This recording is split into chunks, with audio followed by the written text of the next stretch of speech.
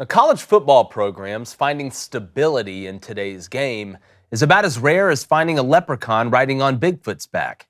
And that's one of the main reasons why Oklahoma signing Brent Venables to a 6-year extension worth just north of $46 million is really smart. Now, that isn't to say that stability guarantees success, and Venables is only 16-10 in his first 2 years. But when you look at the style of play that he wants to give to Oklahoma and that he uses, and the attitude that he brings in Norman, fans have to be feeling better about their future as they enter college football's version of Mordor, and that is the SEC. In fact, because of the all phases mindset that Venables deploys, I think their chances of winning a national championship are much higher under him than they ever were under Lincoln Riley. And I'm not saying that Lincoln Riley isn't a good coach, but he has shown to be a one-trick pony that wins mainly offensively. And while Riley did win a lot of games in Oklahoma, and he is an offensive savant, you aren't going to win a national championship that way. The reason is because football, just like every other sport, has games where the offense may not be clicking on all cylinders, and you need the defense and/or special teams to bail you out. Plainly put, the teams that can win the most ways win the biggest. Now, there were games, 2019 LSU's offense that some say are the best of all time, didn't play lights out, didn't blow the bulbs out of the scoreboard, but they found a way to win. There are nights where the Golden State Warriors didn't shoot the ball well, but they still found a way to be scrappy enough on the boards and on defense to win. Now, does Venables deploy the sexiest brand of football ever? No. But if he can build the monster the way he wants to build it, this team can get away with more than a politician's kid and still win. A politician. So smart move, Oklahoma. Let's see if stability and versatility win the day, because they usually do. And they're two of the best illities outside of fertility. David Cohn, he knows a little about fertility, father of 3. True. Fact check true. Fact check true. Former Michigan quarterback, my brother, former Western State, Colorado wide receiver, Brent Crain. And I don't want to turn this into a bash Lincoln Riley fest because I think Lincoln Riley is a good coach. But if I'm an Oklahoma fan, I'm pretty excited about seeing Brent Venables get extended because I know when you look at all 3 phases, he understands the importance of being good in all those phases because Lincoln Riley's had Heisman winners at quarterback, Baker Mayfield, Kyler Murray, I can go down the list, but they were never able to get over that last hump because even if they did play well in a big-time postseason game, like when they played against Georgia, they scored a ton of points, but they still got boat raced on the other side because they can't stop anybody. And there's always those few games, David, where your offense doesn't play at their highest level. I feel good. I think Venables puts Oklahoma in a better position to win a national championship. I don't disagree with that point. I think this contract extension was unnecessary. Now, look, I always like when guys get paid. I hope Brent Venables is the head coach at Oklahoma for another 20 years, so I'm not hating on the guy by any means. But when he got hired, he signed a 6-year, $43.5 million contract that was fully guaranteed. And the $7.2 million a year put him in the top 15 of highest paid coaches. So we're not even halfway through that original deal. I don't see the need to give him a contract extension, especially not for another 6 years. I mean, think about it. We're only 7 months removed right now from Jimbo Fisher getting fired at Texas A&M. They owe him $77.5 million right now. They're paying him that much money to not coach. And he was only 3 years into a 10-year deal when they gave him a contract extension. So I'm just wondering, like, Brent Venables seems like he's home to me. It's not like if he has a great year. Also, you're entering your first year in the SEC. If you have a great year, I don't think Brent Venables is going to go anywhere because he wasn't given a contract extension, right, in year 3 of 6. So I'm just wondering, maybe is it this type of behavior, these premature contract extensions, that's leading to these huge buyouts that are sort of making athletic departments hemorrhage money sometimes? Yeah, and I understand. I've talked about all the time, like Mel Tucker at Michigan State.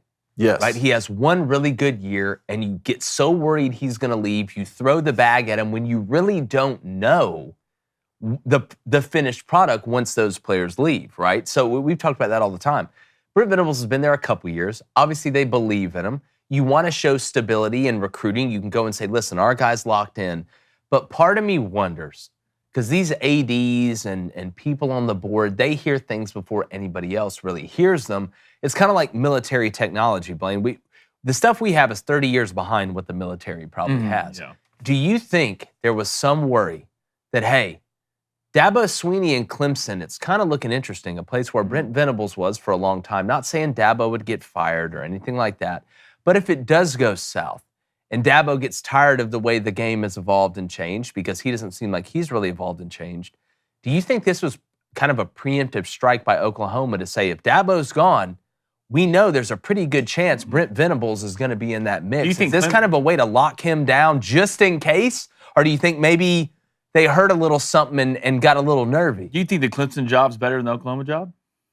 I don't think, in my opinion, it's not. Yeah. Now, you could sit here and say being in the ACC is probably a lot easier than being in the SEC, and you would be right. But I don't think Brent Venables looks at it on a neutral field like that. He lived in Clemson, South Carolina for a long time with his family.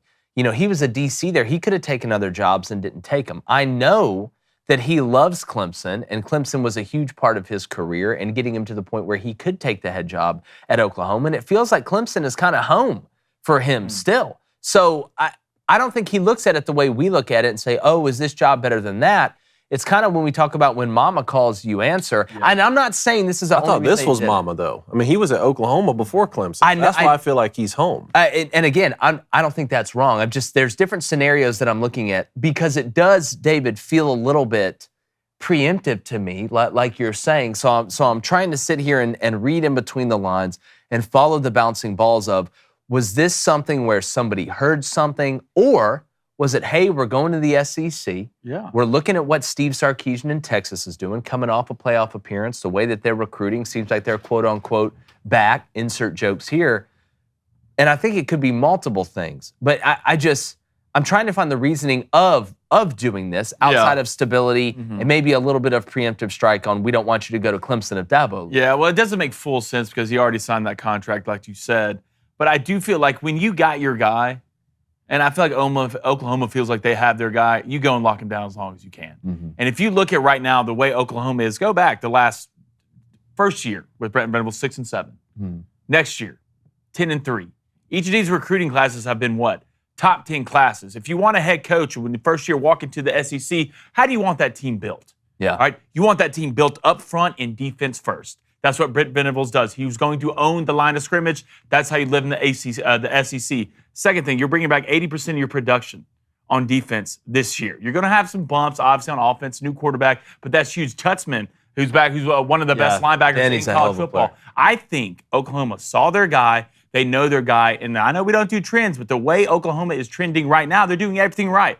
Top 10 recruiting class. Replacing people on defense, better athletes. You have a new quarterback who I think is going to be solid. You go back to the spring game. They got a couple guys in skill positions that did big things. Oh, Dion can play too. But I think Oklahoma saw their guy. They know from right now what they see with the ingredients that's getting put in this pot. They want Brent Venables at Oklahoma for a long time, so I can understand it. I mean, the more we talk about it, the more unnecessary I'm thinking that it is, even like as our conversation goes on. I mean, Texas A&M thought they had their guy in Jimbo Fisher. They tried to sign him to a 15-year deal. He was the one who said no to that. Yeah. Mel Tucker is a great example. Michigan State thought they had their guy after the Kenneth Walker year, and they had Keon Coleman on that team, and they're beating Michigan, and now all of a sudden they're in a world of hurt trying to figure out how to pay him to not coach at the school.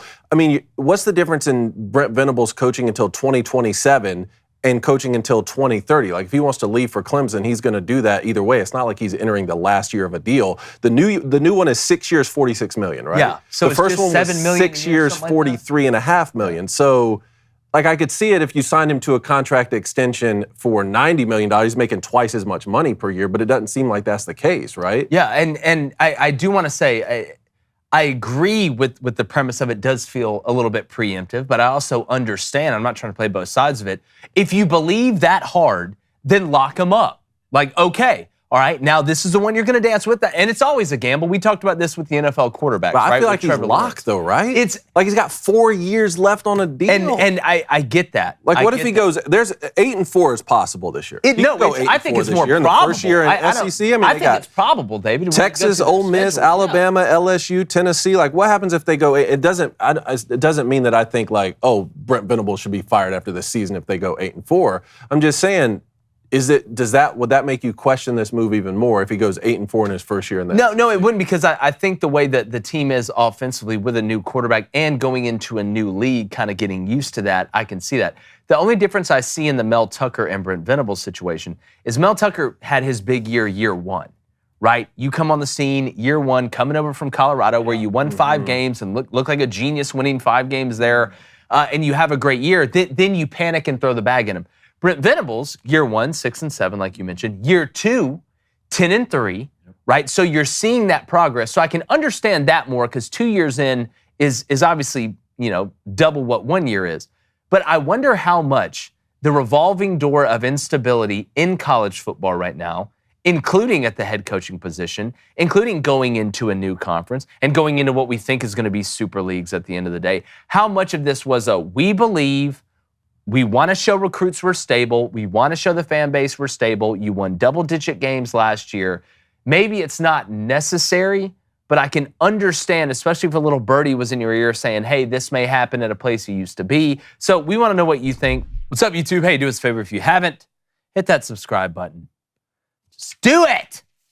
Please. Thanks. We love you. Our Blaine gets it.